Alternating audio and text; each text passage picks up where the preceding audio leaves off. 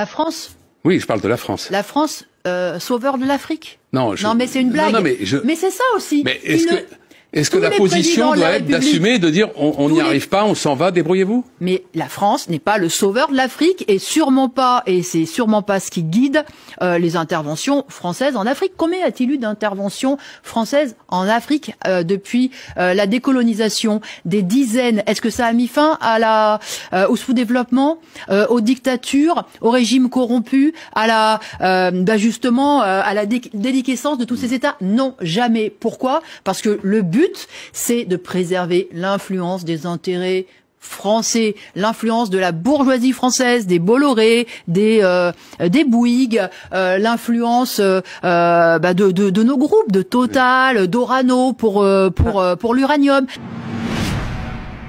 Nous avons toujours dénoncé les troupes françaises, la présence des troupes françaises en Afrique. Voilà, nous pensons que ça ne fait que rajouter de l'huile sur le feu. Donc nous, c'est pas aujourd'hui que nous disons que c'est un fiasco. C'était en 2013 quand Hollande y est allé. Nous nous sommes opposés.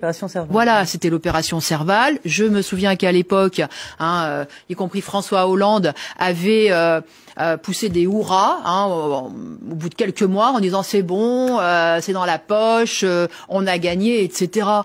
Et puis aujourd'hui, 8 ans après, qu'est-ce qui s'est passé? Pour éviter quand même que les islamistes fondent sur Bamako. Quand même. Bah oui, mais sauf que là, aujourd'hui, on en est où? En fait, ils ont essaimé. Alors, certes, ils se sont dispersés, mais la région est encore plus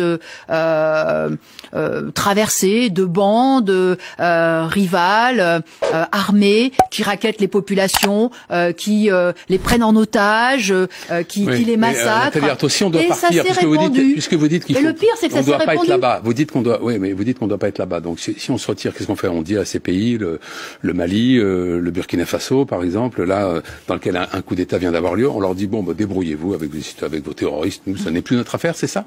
La France? Oui, je parle de la France. La France, sauveur de l'Afrique? Non, mais c'est une blague. Non, mais c'est ça aussi. Mais est-ce que la position doit être d'assumer, de dire on n'y arrive pas, on s'en va, débrouillez-vous? Mais la France n'est pas le sauveur de l'Afrique et sûrement pas, et c'est sûrement pas ce qui guide les interventions françaises en Afrique. Combien y a-t-il eu d'interventions françaises en Afrique depuis la décolonisation? Des dizaines. Est-ce que ça a mis fin au sous-développement, aux dictatures, au régime corrompu, à justement à la déliquescence de tous ces États? Non, jamais. Pourquoi? Parce que le but, c'est de préserver l'influence des intérêts français, l'influence de la bourgeoisie française, des Bolloré, des Bouygues, l'influence de nos groupes, de Total, d'Orano pour l'uranium.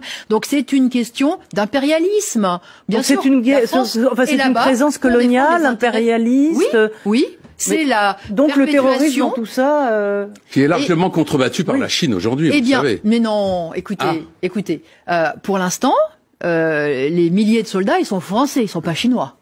Ils sont pas chinois. Et quand les dirigeants viennent faire des affaires en Afrique, il y a des armées économiques. Oui, d'accord. Enfin, la France conserve encore des bons morceaux, des bons. Donc c'est l'arbre qui cache le terrorisme, c'est l'arbre qui cache la forêt. Non, mais le terrorisme, c'est le sous-produit. Le sous-produit de toute cette misère, le sous-produit de toutes ces frustrations, le sous-produit de cette situation. De toute façon, voilà, quand vous arrivez à avoir une Kalachnikov, ça vous donne un petit pouvoir et la possibilité de vivre mieux. Voilà, c'est ça les causes profondes du djihadisme.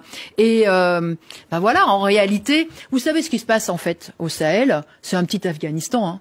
C'est un petit Afghanistan et on va vers exactement le même fiasco. Et les Américains, là, ils ont mis très rassurant, votre constat.